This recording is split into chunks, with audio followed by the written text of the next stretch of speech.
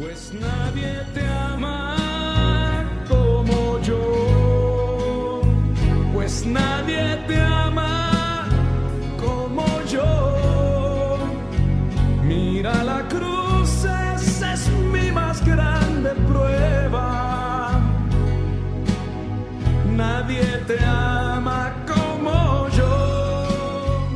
Bienvenidos a Creciendo Juntos en Nuestra Fe Católica, el programa que le ayudará a conocer la riqueza de su fe y a profundizar en su relación personal con Jesucristo en su iglesia. Y ahora con ustedes, el Padre Julián Cardona. Nadie te ama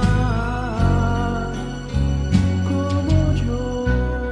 Sean todos ustedes bienvenidos y les deseo de corazón que el Señor los acompañe en esta hermosa jornada que el Señor nos concede, que iniciamos hoy en el primer día del Señor, Dies Domini. Nos encomendamos entonces al Señor, que es el dueño de nuestra vida, en el cual vivimos, nos movemos y existimos, para que nos acompañe y para que no permita que nos alejemos nunca de Él. En el nombre del Padre, y del Hijo, y del Espíritu Santo. Amén. Amado y bondadoso Señor, te queremos entregar el proyecto de esta semana que nos has regalado y que inicia hoy. Te damos gracias, Señor, porque nos permites un día más de vida, porque estamos rodeados de las personas que amamos, porque tenemos todas aquellas cosas que contigo y a través de ti hemos podido conseguir, porque tenemos sueños, metas, proyectos en nuestro corazón y que los cumplimos todos según si conviene para nosotros y si se adapta a tu santa voluntad, con tu ayuda, con tu amor. Permítenos, Señor, que caminemos en el amor cristiano, que seamos hombres y mujeres de fe, que tengamos la posibilidad de descubrirte en cada acontecimiento de nuestras vidas, incluso en aquellos en los que nuestra fe es probada a través de las dificultades que permites para nuestra santificación. Amén. En el nombre del Padre, y del Hijo, y del Espíritu Santo. Amén. Estamos ahorita en el domingo segundo de este tiempo del Adviento, en el que nosotros seguimos preparándonos para la llegada de Cristo en la Navidad, y tiempo en el que también la palabra de Dios, por supuesto, se sigue convirtiendo para nosotros en la luz, en la guía que nos mantiene nuestros pasos, nuestras mentes, nuestros corazones, nuestra fe en el camino de Dios. Vamos a tomar entonces el Evangelio según San Lucas, capítulo 3, versículos del 1 al 6. En el año 15 del imperio de Tiberio César, siendo Poncio Pilato procurador de Judea, Herodes tetrarca de Galilea, Filipo su hermano tetrarca de Iturea y de Traconítida, y Lisanias tetrarca de Abilene, y durante el pontificado de Anás y Caifás, Juan, hijo de Zacarías, recibió en el desierto la palabra de Dios, y fue por toda la región del Jordán proclamando un bautismo de conversión para perdón de los pecados, como está escrito en el libro de los oráculos del profeta Isaías. Voz del que clama en el desierto: preparad el camino del Señor, enderezad sus sendas. Todo barranco será rellenado, todo monte y colina será rebajado. Lo tortuoso se volverá recto, y las asperezas serán caminos llanos, y todos verán la salvación de Dios. Palabra del Señor, gloria a ti, Señor Jesús. La última línea de este evangelio es una continuación, podríamos decir, de lo que se nos decía la semana pasada acerca de la salvación que quiere darnos el Señor, salvación frente a la cual nosotros mismos tenemos que estar comprometidos y frente a la cual nosotros correspondemos en la fe, no solamente a través de la fe que decimos tener, sino a través de obras que se inspiran en esa fe para mantenernos entonces en lo que Dios quiere de nosotros.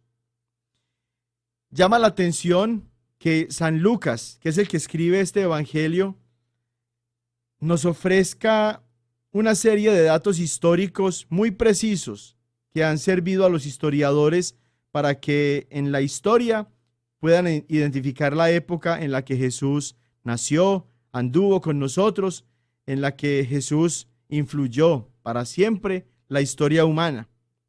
Pero es interesante saber que la intención de San Lucas no era simplemente la de darnos datos históricos como si fuera él un historiador.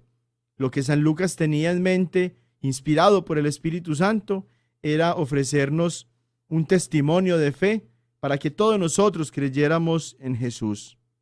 Pero como hay hombres y mujeres que a lo largo de la historia han dudado de la existencia de Jesús, de la existencia histórica de Jesús, y han considerado el cristianismo como un cuento que inventaron hombres en el transcurso de estos siglos para manipular con este mensaje las mentes y los corazones de quienes aceptaran este mensaje.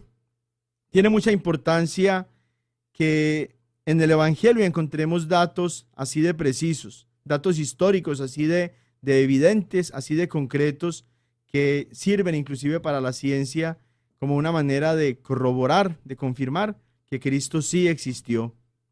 Pero para nosotros como cristianos católicos, estos datos no pueden ser lo central a la hora de nosotros leer el Evangelio, porque nuestro llamado es el aceptar a Jesús no solamente como una figura histórica, como cualquier otro personaje histórico que ha vivido en este mundo, sino que lo aceptemos como Salvador, como Mesías, como nuestro Dios, como el centro de nuestra vida, como la base de nuestras esperanzas, como aquel en el que nosotros esperamos alcanzar la vida eterna.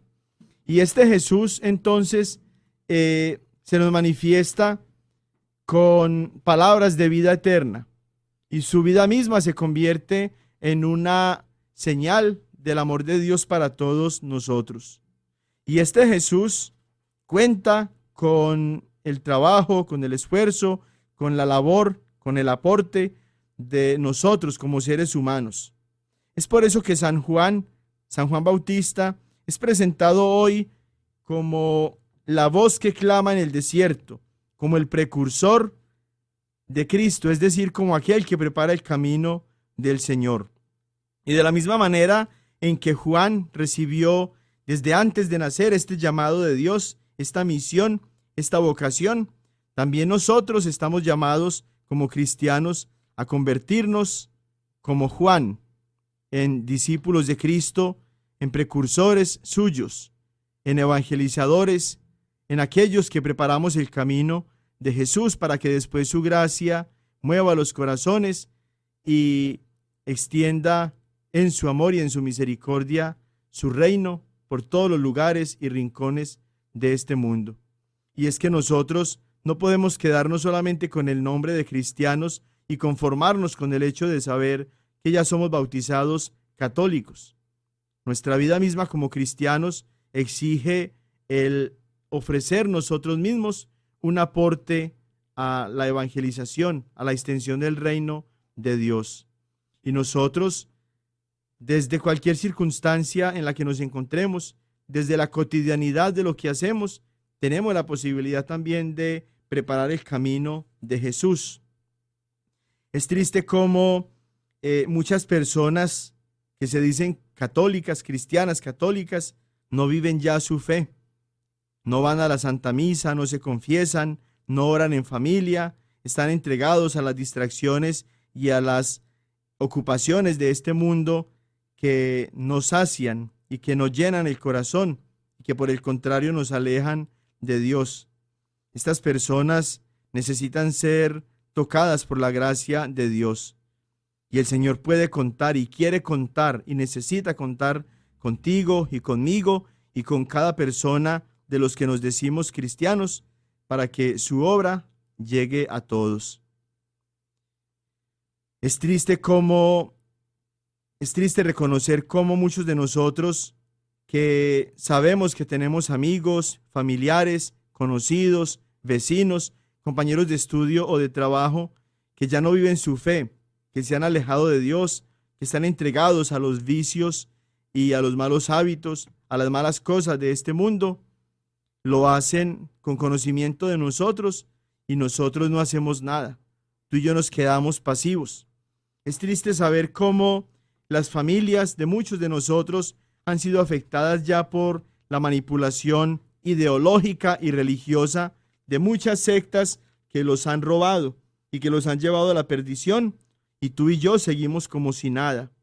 Familiares, amigos, vecinos, conocidos y compañeros de trabajo están ahorita en las garras de muchas sectas, confundidos en su mente y en su corazón, y tú y yo no hacemos nada para remediarlo.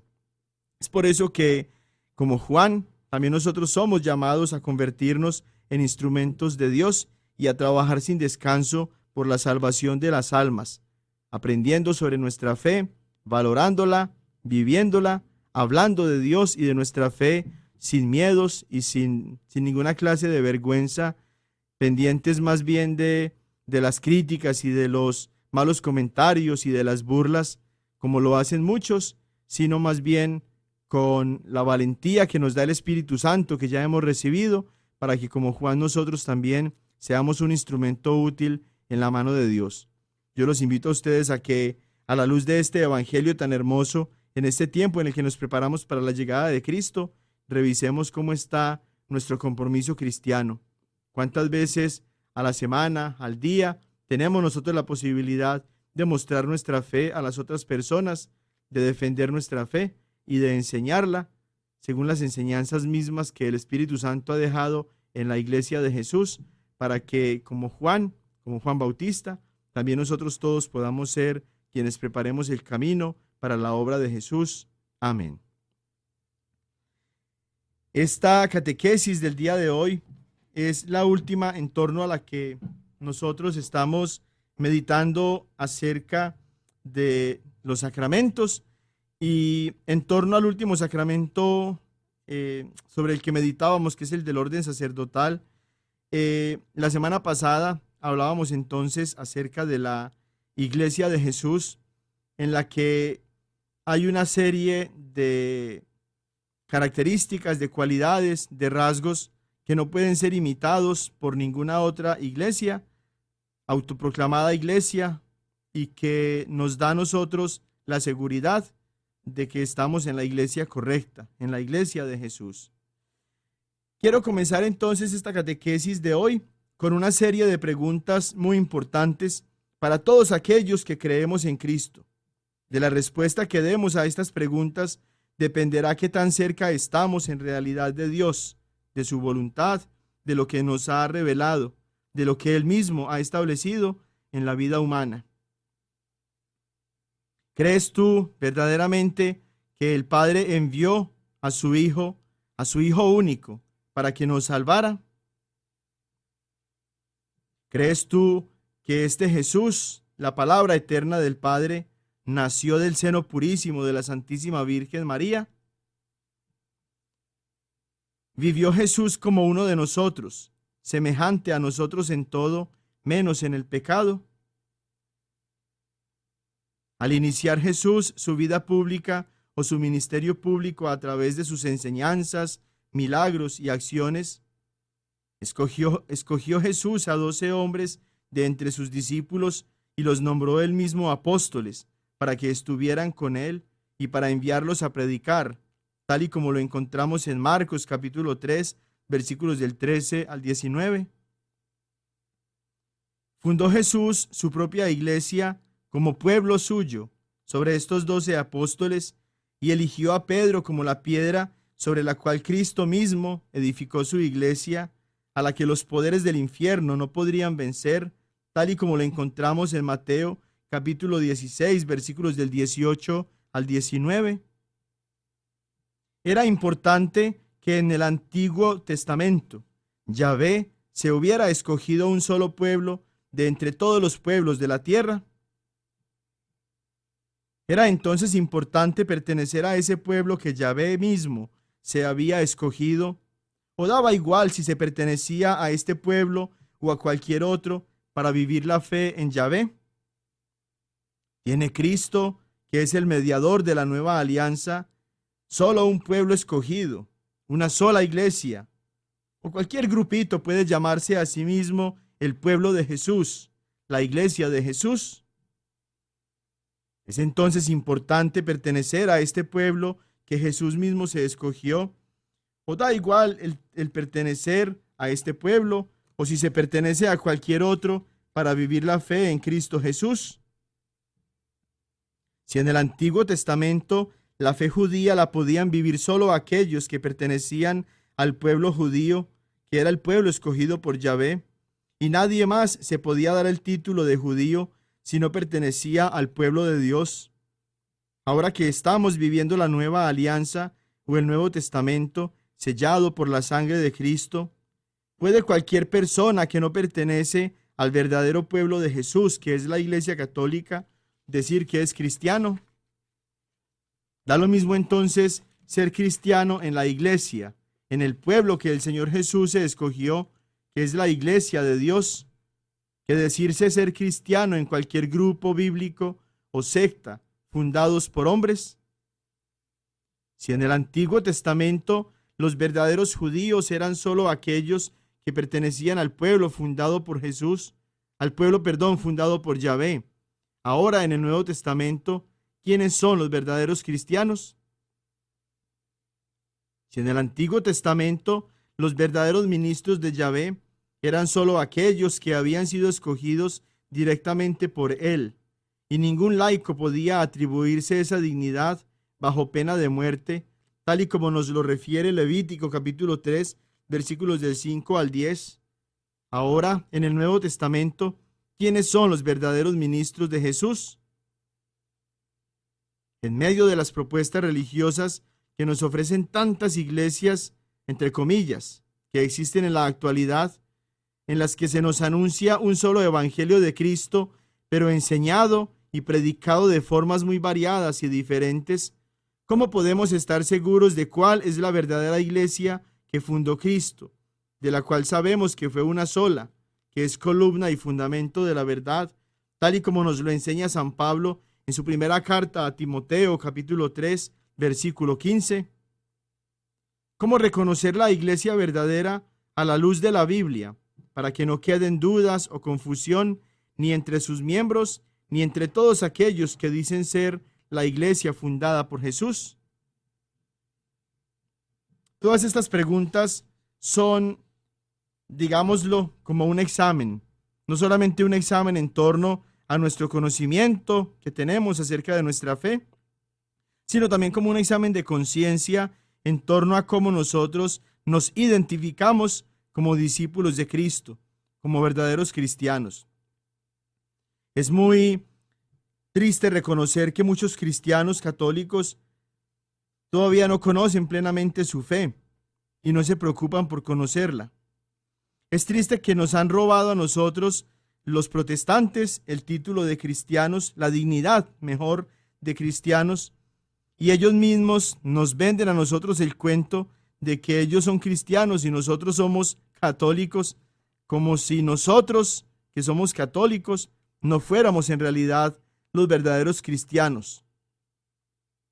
Cuando se habla de música cristiana, muchas personas pertenecientes a la Iglesia Católica no saben reconocer que esa música no es música cristiana, sino que es música protestante, pero que ellos, así como los mismos protestantes, la venden y la enseñan como música cristiana, cuando en realidad la música cristiana es la nuestra, como cristianos católicos. La iglesia verdadera, es decir, la única iglesia que Jesús realmente fundó, tiene unas características y unos rasgos, como decíamos, inconfundibles, que están presentes en las Sagradas Escrituras y que se cumplen solamente en la iglesia de Jesús, en la iglesia verdadera, en la iglesia católica. Esos rasgos son los siguientes. La iglesia de Jesús es fundada directamente por el mismo Jesucristo. Mateo capítulo 16, versículos del 18 al 19 nos dice: y yo a mi vez te digo que tú eres Pedro, y sobre esta piedra edificaré mi iglesia, y las puertas del infierno no prevalecerán contra ella. A ti te daré las llaves del reino de los cielos. Lo que ates en la tierra quedará atado en los cielos, Lo que desates en la tierra quedará desatado en los cielos. Miren que aquí Jesús está diciendo, tú eres Pedro, y sobre esta piedra edificaré mi iglesia. Como hemos mencionado antes, no está diciendo Jesús allí, edificaré mis iglesias o edificaré 1000 iglesias. No, sobre Pedro y solo sobre Pedro dice, sobre esta piedra edificaré mi iglesia, que significa la iglesia de Jesús. Esta iglesia fundada por Jesús es entonces la iglesia de Dios. Primera a los Corintios capítulo 15, versículos del 8 al 9, nos muestra a San Pablo reconociendo lo siguiente. Y en último término se me apareció Jesús también a mí, que soy como un aborto, pues yo soy el último de los apóstoles, indigno del nombre de apóstol por haber perseguido a la iglesia de Dios. Eso me recuerda en el evento en el que Cristo se presenta ante Saulo y le pregunta, Saulo, Saulo, ¿por qué me persigues? Nos muestra ese pasaje como Saulo estaba persiguiendo era a la iglesia, pero esa persecución la toma Cristo como en contra de él mismo, y por eso nos recuerda San Pablo, ya convertido en cristiano, que él perseguía a la iglesia de Dios. Esta iglesia de Jesús ha sido construida sobre Pedro como piedra. Y cuando nosotros leemos el pasaje de Juan capítulo 1, versículos del 40 al 42, nos damos cuenta que el nombre real de Pedro no era Pedro, era Saulo, y que era, Simón, y que desde el momento en el que Jesús lo ve, se lo presentan, lo conoce, desde allí le cambia el nombre de Simón a Pedro, porque ya Jesús tiene en mente y en el corazón el proyecto de construir su propia iglesia sobre Pedro como piedra. Juan capítulo 1, versículos del 40 al 42. Andrés, el hermano de Simón Pedro, era uno de los dos que habían oído a Juan y había seguido a Jesús. Este se encuentra primeramente con su hermano Simón y le dice, hemos encontrado al Mesías, que quiere decir Cristo. Y le llevó donde Jesús. Jesús, fijando su mirada en él, le dijo, tú eres Simón. Ojo, tú eres Simón, el hijo de Juan. Tú te llamarás Cefas, que quiere decir piedra. Juan capítulo 21, versículos del 15 al 17, nos muestra una vez más esta elección especial de Jesús sobre Pedro para que sea él quien dirija su iglesia, la iglesia de Jesús. Después de haber comido, dice Jesús a Simón Pedro, Simón de Juan, ¿me amas más que estos? Le dice él, sí, Señor, tú sabes que te quiero. Le dice Jesús, apacienta mis corderos. Vuelve a decirle por segunda vez, Simón de Juan, ¿me amas? Le dice él, sí, Señor, tú sabes que te quiero. Le dice Jesús, apacienta mis ovejas. Le dice por tercera vez, Simón de Juan, ¿me quieres? Se entristeció Pedro de que le preguntase por tercera vez, ¿me quieres?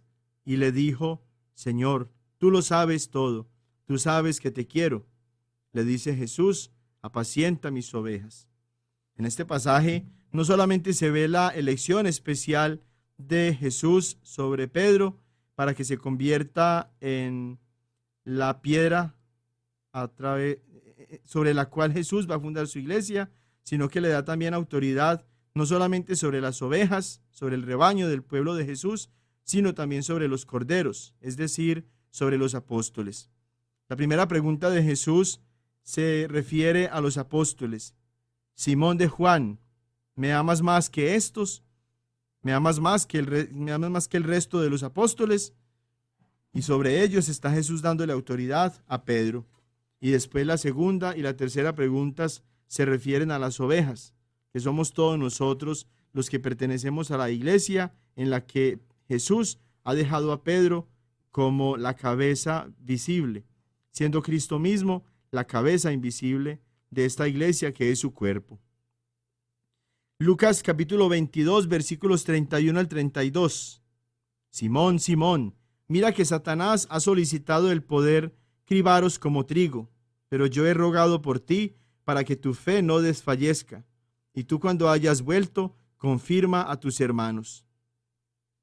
No solamente Simón Pedro, sino todos los apóstoles habían sido zarandeados, iban a ser mejor, zarandeados, cribados como el trigo, pero Jesús solamente ruega por Pedro para que la fe suya, la fe de Pedro, no desfallezca, y que después esa misma fe de Pedro sea la que le sirva para que él esté confirmando en la fe a sus hermanos, a los apóstoles, a los discípulos, a todos los creyentes, a todos aquellos que ya por más de 2000 años seguimos viviendo las mismas enseñanzas, la misma fe que Jesús confió a sus apóstoles. Así como en el grupo de los apóstoles, entonces Pedro era ya reconocido por haber sido elegido de manera especial por Jesús. Así también en la iglesia naciente, Pedro continuó siendo la figura visible tal y como Cristo se lo mandó. Y los apóstoles lo entendieron de la misma manera. Hechos capítulo 1, versículos del 15 al 26, nos muestra a Pedro tomando la iniciativa para que reemplacen en el grupo de los 12 a Judas Iscariote. Y es entonces cuando eligen a San Matías. Hechos capítulo 2, versículos del 14 al 41, nos muestra a Pedro tomando la palabra junto con los apóstoles, con los otros 11 apóstoles, para dirigir la primera evangelización de la iglesia naciente y dar como resultado entonces las primeras conversiones, que según ese pasaje fueron alrededor de 3000 personas. Hechos capítulo 15, versículos del 1 al 34, nos muestra el primer concilio de la iglesia, el concilio de Jerusalén, dirigido por Pedro, en el que se responde para bien de la iglesia acerca de la circuncisión, que nosotros, los que no éramos judíos, los gentiles, no teníamos que circuncidarnos y que solamente bastaba con aquellas cosas que nos servían para nuestro crecimiento espiritual en la iglesia de Jesús. Y el versículo 28, de una manera muy hermosa, nos muestra a San Pedro afirmando que el Espíritu Santo y nosotros hemos decidido no imponeros más cargas que estas que son indispensables. Lo cual muestra entonces que el Espíritu Santo anima a la iglesia, guía a Pedro, trabaja de la mano de Pedro para que la iglesia de Jesús, continúe adelante, extendiéndose por todos los rincones del mundo. Esta iglesia fundada por Jesús sería entonces también defendida por Cristo mismo, por Dios mismo, como lo vemos allá en Mateo 16, 18. Las puertas del infierno no prevalecerán contra mi iglesia. Y es, podríamos decir, hasta chistoso que muchos protestantes llenos de odio en contra de la iglesia esperan que la iglesia sea destruida y que por los pecados de nosotros, los sacerdotes y de los obispos y de los diáconos, y por malas acciones que en la historia papas y otros líderes de la iglesia han tenido, que la iglesia entonces por eso sea destruida. Y a través de las redes sociales muchos pastores falsos, engañosos de las sectas protestantes y muchos de sus seguidores ponen una inmensa cantidad de publicaciones en contra de la iglesia y creen que con esto entonces van a lograr destruir la iglesia de Cristo. I'm sorry, malas noticias. Las puertas del infierno no prevalecerán contra mi iglesia, les manda a decir Jesús. 2000 años después de que Jesús fundó su iglesia, aquí estamos, como iglesia católica, como iglesia de Jesús. Ni el imperio romano, ni otros imperios totalitarios, ni ideologías, ni la propia debilidad de quienes hemos sido escogidos por el Señor para guiar su iglesia, la han podido destruir. Las puertas del infierno no prevalecerán contra mi iglesia. Esta iglesia de Jesús es también una iglesia que tiene la autoridad que directamente Jesús le concedió a aquellos a quienes nombró como representantes suyos en su iglesia. Lo vemos allá en Mateo capítulo 16, versículo 19.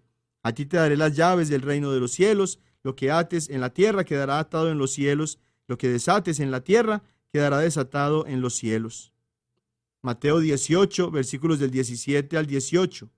Yo os aseguro, todo lo que atéis en la tierra quedará atado en el cielo, y todo lo que desatéis en la tierra quedará desatado en el cielo. Esta iglesia de Jesús es guiada por el Espíritu Santo, quien habita en ella. Juan capítulo 14, versículos del 15 al 17. Si me amáis, guardaréis mis mandamientos, y yo pediré al Padre y os dará otro Paráclito, para que esté con vosotros para siempre, el Espíritu de la verdad, a quien el mundo no puede recibir, porque no le ve ni le conoce. Pero vosotros le conocéis, porque mora con vosotros. De la misma forma, Juan capítulo 16, versículo 13. Cuando venga Él, el Espíritu de la verdad, os guiará hasta la verdad completa, pues no hablará por su cuenta, sino que hablará lo que oiga y os anunciará lo que ha de venir. Se habla aquí del Espíritu de la verdad, no de cualquier verdad, ni de una verdad manipulada, ni de una verdad recortada, ni de una verdad por pedacitos, ni de una verdad según la subjetividad o el relativismo de quienes enseñan su propia verdad. Jesús está prometiendo el Espíritu de la verdad que nos va a guiar a nosotros, su iglesia, a la verdad plena, a la verdad completa, a la plenitud de la verdad. Cada una de estas, al menos 36,000 sectas que existen solamente aquí en Estados Unidos, tienen pedacitos de verdad, verdades a medias, verdades manipuladas, verdades según la conveniencia de sus líderes y de sus pastores. El Espíritu Santo en la iglesia de Jesús nos ha guiado a la verdad completa. La iglesia católica no tiene una verdad a medias, tiene la verdad completa porque recibió el Espíritu Santo, que es el que nos guía a la verdad plena, completa, total. Por eso Hechos capítulo 2, versículos del 1 al 11, nos muestra el cumplimiento de esta promesa de Jesús, en el que no cualquier iglesia, la iglesia de Jesús con los apóstoles, con la Virgen María, recibió el Espíritu Santo. Y Hechos 15, 28, como ya lo leíamos ahorita, nos muestra al Espíritu Santo activo en el ministerio, en el liderazgo de Pedro y de los demás apóstoles en la iglesia de Jesús. Esta iglesia de Jesús es una iglesia universal, católica, lo que significa la palabra universal en griego. Y es una iglesia para todos, como nos lo dice Mateo 28, del 18 al 20. Jesús se acercó a ellos y les habló así: me ha sido dado todo poder en el cielo y en la tierra. Id pues, haced discípulos a todas las gentes, bautizándolas en el nombre del Padre, y del Hijo, y del Espíritu Santo. Esta iglesia de Jesús entonces es una iglesia para todos los pueblos, para todas las gentes. Es una iglesia universal, es una iglesia católica. Y es una iglesia que no tiene divisiones, como nos muestra Juan capítulo 17, versículos del 21 al 23, la conocida oración sacerdotal de Cristo, y que dice: no ruego solo por estos, sino también por aquellos que por medio de su palabra creerán en mí, para que todos sean uno, como tu Padre en mí y yo en ti, que ellos también sean uno en nosotros, para que el mundo crea que tú me has enviado. Yo les he dado la gloria que tú me diste, para que sean uno como nosotros somos uno, yo en ellos y tú en mí, para que sean perfectamente uno, y el mundo conozca que tú me has enviado y que los has amado a ellos como me has amado a mí. ¿Cómo puede hablar de unidad y cómo puede hablar del cumplimiento de este deseo de Cristo la diversidad de tantísimas sectas, de las cuales salen muchas otras y que han poblado de confusión y de error, de mentiras y de engaños el cristianismo? ¿Cómo puede hablar de unidad el corazón dividido de pastores que por beneficiarse a ellos mismos se salen de una iglesia y fundan ellos su propia iglesia?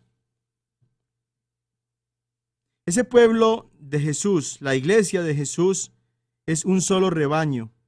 Tienen como pastor a un solo pastor, que es Cristo. Juan capítulo 10, versículos del 14 al 16. Yo soy el buen pastor y conozco a mis ovejas y las mías me conocen a mí. Como me conoce el Padre, yo conozco a mi Padre y doy mi vida por las ovejas. Y ojo a esto, también tengo otras ovejas que no son de este redil. También a esas las tengo que conducir y escucharán mi voz. Y habrá un solo rebaño bajo un solo pastor. De tal manera entonces que en el rebaño de Cristo uno solo es el pastor y Él ha delegado su tarea de apacentar a su rebaño en pastores que Él mismo ha escogido, que no son pastores según su voluntad, la de ellos mismos, sino pastores según la voluntad del único y verdadero pastor, que es Cristo. Y habla Cristo de conducir, de guiar, de traer a su rebaño otras ovejas que no están en este momento en su redil. No habla Él de irse para otros rebaños, para otras iglesias. Habla de traerlas a todas aquellas otras ovejas que están en rebaños diferentes a su iglesia, a su rebaño, a su redil. Esta iglesia fundada por Jesús desde el comienzo mismo de su fundación, desde el inicio de su fundación, tendría obispos, sacerdotes y diáconos, elegidos y ordenados no por ellos mismos, sino por el mismo Jesús, a través de la autoridad que dejó confiada en Pedro, en los demás apóstoles y en sus sucesores por medio de la sucesión apostólica. Ya nosotros en las catequesis anteriores hemos meditado en estos pasajes que simplemente voy a leer para que ustedes tomen nota si quieren y que hablen acerca de esto con los hermanitos protestantes que llegan a su casa afirmando ser la iglesia de Jesús. En la iglesia de Jesús hay obispos, como nos lo muestra Hechos capítulo 20, versículo 28, Filipenses capítulo 1, versículo 1, Tito capítulo 1, versículos del 5 al 8, primera carta a Timoteo capítulo 3, versículos del 1 al 13. En la iglesia de Jesús, desde el comienzo mismo de su historia como iglesia única de Cristo, existen presbíteros o sacerdotes, como nos lo muestran Hechos capítulo 14, versículo 23, Hechos capítulo 15, versículo 2, Hechos capítulo 15, versículo 6. En la iglesia de Jesús, en la iglesia católica, hay también diáconos, como nos lo muestra ya la Biblia en Hechos capítulo 6, versículos del 1 al 6, primera carta a Timoteo, capítulo 3, versículos del 8 al 13. Estos roles que nos permiten a nosotros ejercer el sacerdocio de Cristo en su iglesia son roles que nosotros no nos hemos dado a nosotros mismos, no nos hemos elegido nosotros a nosotros mismos. No escuchamos una revelación que en un sueño o en una aparición nos hablaron de ser nosotros los fundadores de nuestra propia iglesia y líderes de este grupo a quien nosotros llamábamos la iglesia. No, hemos sido escogidos por Dios, hemos sido elegidos por el Señor y en esta elección hemos dejado, como los apóstoles, hemos dejado todo para seguir a Cristo. Yo pregunto una vez más, un pastor que se enriquece con el diezmo y con las colectas y con las ofrendas de sus pobres seguidores, ¿qué ha dejado? ¿Qué ha dejado para seguir al Señor? Este pastor que tiene a su esposa, que tiene a sus hijos, que tiene su familia, que tiene sus propiedades, ¿de qué se ha desprendido? ¿Qué redes ha dejado atrás? Farsantes. La iglesia de Jesús es una iglesia no solamente de santos, sino también de pecadores, tal y como nos lo enseña el mismo Jesús allá en Mateo capítulo 13, versículos del 24 al 30, y que es la parábola del trigo y de la cizaña. En el pueblo de Dios, en el campo de Jesús, no solamente hay trigo, hay también sembrada cizaña. Y al final de esta parábola nos dice Jesús que los siervos preguntan al dueño de este campo: ¿quieres pues que vayamos a recoger la cosecha para que separemos el trigo de la cizaña? Y les dice Jesús: no, no sea que al recoger la cizaña arranquen a la vez el trigo. Dejen que ambos crezcan juntos hasta la siega.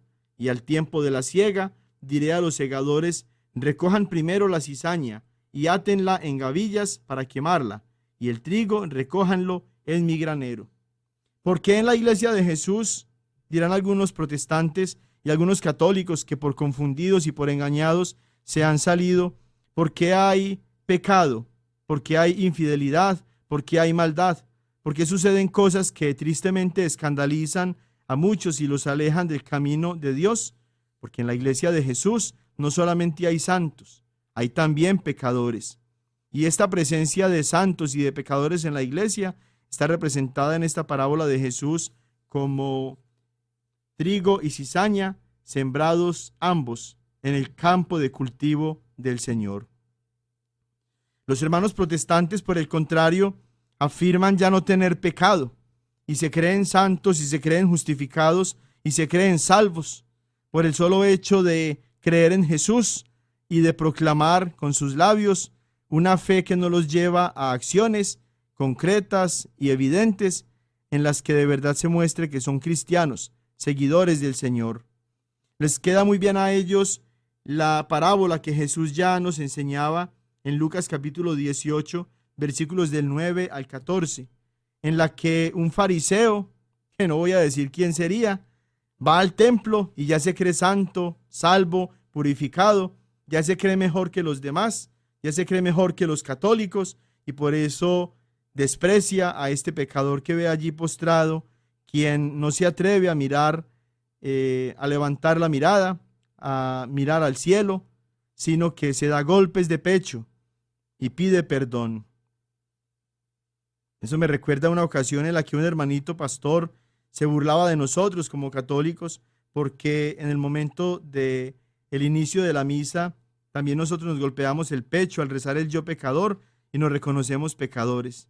Y llamaba él mismo a la iglesia de pecadores que nada más se golpean el pecho. Lucas 18, del 9 al 14, seguramente no estaba en su Biblia porque nunca la leyó y porque nunca se dio cuenta que, como este fariseo, él también se creía santo, salvo, purificado, mejor que los demás. Y por eso dice Jesús al final: el que bajó purificado, justificado después de hacer oración, fue el publicano, no el fariseo. Esta iglesia de Jesús, en la que no solamente hay santos, como decíamos, sino también pecadores, es una iglesia en la que Jesús dejó el poder suyo como Dios, para que los hombres elegidos por Él podamos perdonar los pecados en el nombre de Dios, como nos lo dice Juan capítulo 20, versículos del 19 al 23. Al atardecer de aquel día, el primero de la semana, estando cerradas por miedo a los judíos las puertas del lugar donde se encontraban los discípulos, se presentó Jesús en medio de ellos y les dijo: la paz con vosotros. Dicho esto, les mostró las manos y el costado. Los discípulos se llenaron de alegría al ver al Señor. Jesús les dijo otra vez: la paz con vosotros. Como el Padre me envió, así también yo os envío. Dicho esto, sopló sobre ellos y les dijo: reciban el Espíritu Santo. A quienes perdonen los pecados les quedan perdonados. A quienes se los retengan les quedan retenidos. Y también Santiago, capítulo 5, versículo 16. Confiésense pues mutuamente sus pecados y oren los unos por los otros para que sean curados. Los protestantes dicen que uno se tiene que confesar directamente con Dios, que tiene uno que irse frente a un árbol o frente a una roca y confesar allí sus pecados. Santiago, por el contrario, está diciendo: confiésense pues mutuamente sus pecados, es decir, entre unos y otros. Y ya ha dejado Jesús elegidos a quienes ustedes, como el pueblo de Dios, pueden venir a confesar sus pecados, los sacerdotes. Esta iglesia de Jesús celebra la Santa Eucaristía, en la que Jesús está presente no como un símbolo, sino realmente, sacramentalmente. Juan capítulo 6, versículos del 42 al 70, nos muestran a Jesús insistentemente enseñando que en la Eucaristía está presente no pan, no vino, sino su cuerpo y su sangre, su su carne que es verdadera comida y su sangre que es verdadera bebida, y que quienes comen su carne y beben su sangre tienen vida eterna y van a ser resucitados por él en el último día. Un hermano protestante y un católico que se alejó de la iglesia, ¿cómo comen la carne de Cristo? No pueden, no lo hacen. ¿Cómo entonces piensan y creen que van a ser resucitados y que van a tener vida eterna? Me parece que van a quedar colgando de la brocha. Hechos capítulo 2, versículo 42. Acudían asiduamente a la enseñanza de los apóstoles, a la comunión, a la fracción del pan, que ahorita la llamamos Eucaristía, y a las oraciones. Y primera de Corintios capítulo 11, versículos del 23 al 29, nos muestra a San Pablo, que no estaba presente en la última cena, celebrando la misma fe en la presencia eucarística de Jesús, en ese pan y en ese vino que consagrados se convierten ya en el cuerpo y en la sangre de Cristo, tal y como Cristo mismo lo enseñó y lo celebró con sus apóstoles, y les dio allá en Lucas capítulo 22, versículo 19, el poder de que a su vez ellos lo siguieran celebrando en memoria suya, como un memorial de su pasión, de su muerte y de su resurrección. Esta iglesia de Jesús iría de la mano de María, que es la madre de Jesús, como nos dicen los evangelios, y también madre de la iglesia, madre de todo discípulo amado por Cristo. Vemos allá en Juan capítulo 2, versículos del 1 al 11, cómo el primer milagro que realiza Jesús lo realiza por obra de la intercesión de María, por el poder de la intercesión de María, que alcanza que Jesús, por más que no ha llegado todavía a su tiempo, celebre la dicha de honrar a su madre y que de esa forma haga el primer milagro en favor de aquellos por quienes la Virgen María había intercedido. Y al pie de la cruz, como nos cuenta Juan capítulo 19, versículos del 26 al 27, ve Jesús a su madre, al lado de ella al discípulo amado, y le concede a ese discípulo amado, que es Juan, y en el que estamos representados todos nosotros, le concede como madre a María, para que este discípulo amado la lleve a la casa. Todos los cristianos católicos somos discípulos amados por Jesús, porque como Juan hemos llevado a María a nuestra casa. Todo protestante lleno de odio en contra de la Santísima Virgen María no puede ser un discípulo amado por Jesús, porque no acepta llevar, como Juan, a María como su madre a su propia casa. Juan capítulo 1, versículo 14 nos muestra a María con los discípulos preparándose en oración para recibir todos ellos como iglesia al Espíritu Santo en Pentecostés. Por lo tanto, al momento actual, la iglesia de Jesús tiene una historia continua e ininterrumpida de más de 2000 años. Esta iglesia de Jesús no tiene un fundador humano. Esta iglesia de Jesús no está presente solamente en la Biblia, sino en la historia, por tanto, y también en la sucesión apostólica. Esta iglesia de Jesús vive y celebra una sola fe desde hace 2000 años y no ha sido manipulada por las enseñanzas maliciosas y engañosas de pastores, falsos pastores que se han a sí mismos beneficiado de la predicación del nombre de Cristo. Si nosotros entonces estamos en la iglesia de Jesús y si el grupo real, verdadero, que Jesús escogió para sí, que formó para sí y que él mismo llamó iglesia y en el que confió a Pedro y a los demás apóstoles como cabezas visibles, si nosotros somos entonces esa iglesia de Jesús y si nosotros como sacerdotes, como obispos, como diáconos, somos los ministros reales que Jesús dejó encargados en su iglesia para que la siguiéramos apacentando, ¿qué son entonces los pastores protestantes? ¿Y qué son entonces las sectas protestantes? Son falsos grupos en los que la palabra de Dios se predica manipuladamente, engañosamente, y en los que se vende una salvación falsa. El evangelio se predica, se proclama, pero de una manera falsificada. La verdad de Dios se convierte en mentiras de los hombres que sirven para favorecer no la causa de Dios, sino la causa mediocre y egoísta de personas que se quieren enriquecer a costa de manipular la fe y la necesidad espiritual de las personas. Por eso, pasajes como los que nos ofrece San Pablo, allá en su primera carta a los Corintios, en el capítulo 11, se dirigen directamente a estas personas que hacen tanto daño y que arrastran al pozo oscuro de la mentira y del error a tantas almas. Primera de Corintios capítulo 11, versículos del 13 al 15.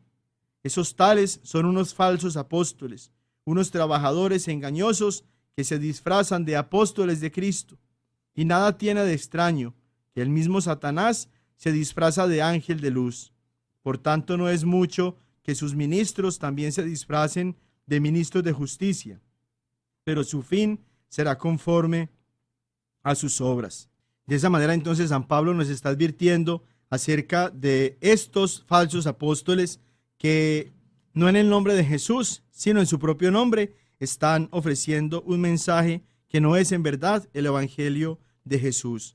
Y el mismo San Pablo también allá en Gálatas capítulo 1, versículos del 6 al 8, nos está diciendo cómo un solo evangelio se tiene que predicar, y aun cuando un ángel del cielo,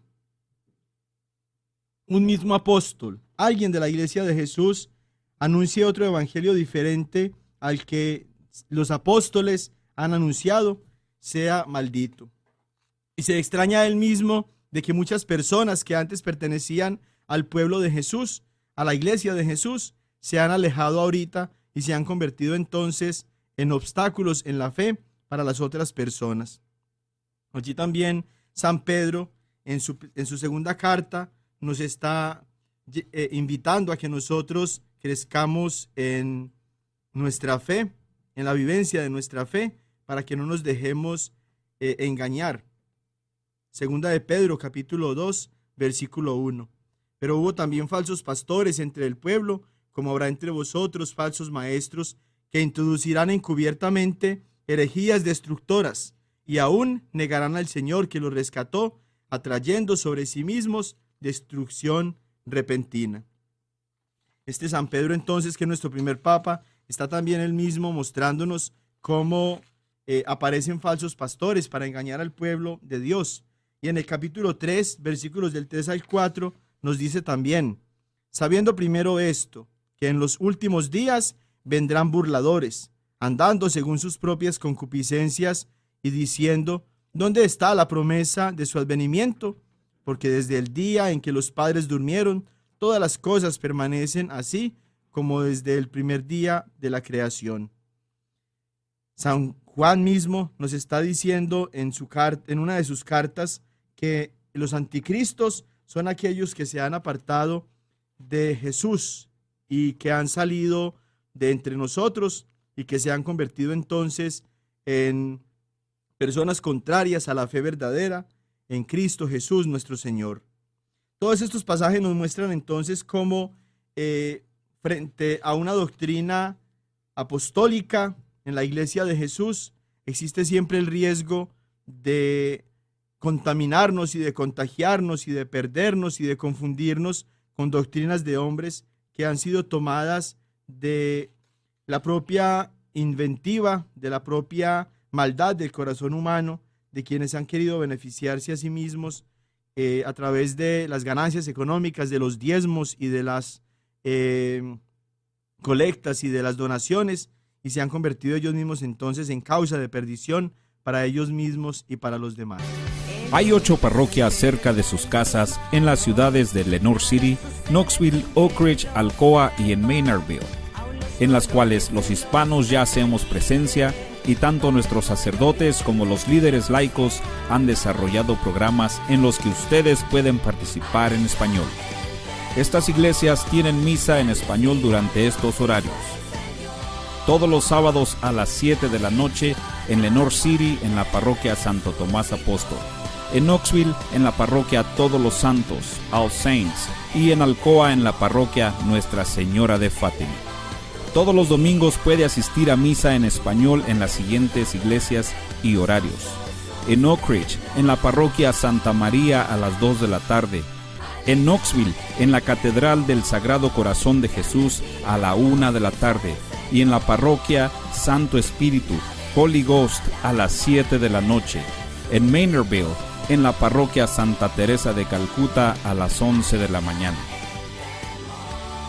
Si desean más información sobre la Iglesia Católica o dónde pueden ustedes asistir a misa en otras ciudades y celebrar los sacramentos, por favor llamen a la oficina del Apostolado Hispano al 865-637-4769.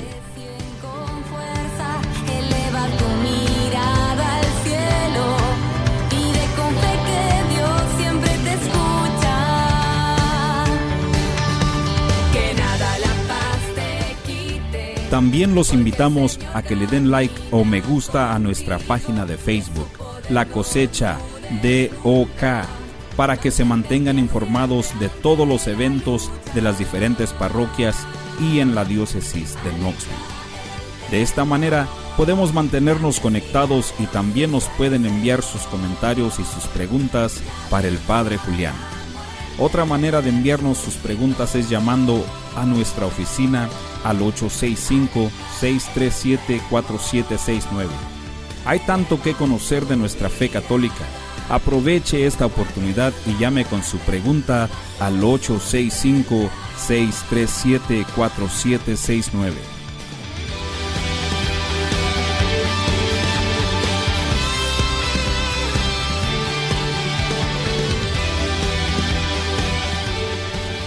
La Iglesia de Santo Tomás Apóstol de Lenoir City los invita a formar parte de su gran familia hispana. Ustedes están invitados a participar en el grupo de oración todos los jueves de 7 a 9 de la noche en el Centro de Vida Parroquial. La iglesia también ofrece clases de inglés y clases de español. Los invitamos al grupo de jóvenes y a los grupos de estudio de la Biblia. Para más detalles necesitan llamar a la oficina parroquial de lunes a viernes de 9 de la mañana a 4 de la tarde al 865-986-9885, 865-986-9885. También les anunciamos el horario del sacramento de la confesión, todos los martes a las 6 de la tarde en la iglesia. Los sacerdotes que hablan inglés y español los animan a que acudan a este sacramento regularmente. Y recuerden que todos son bienvenidos a la iglesia de Santo Tomás Apóstol de Lenoir City. Para anuncios de próximos eventos, por favor, vea La Cosecha.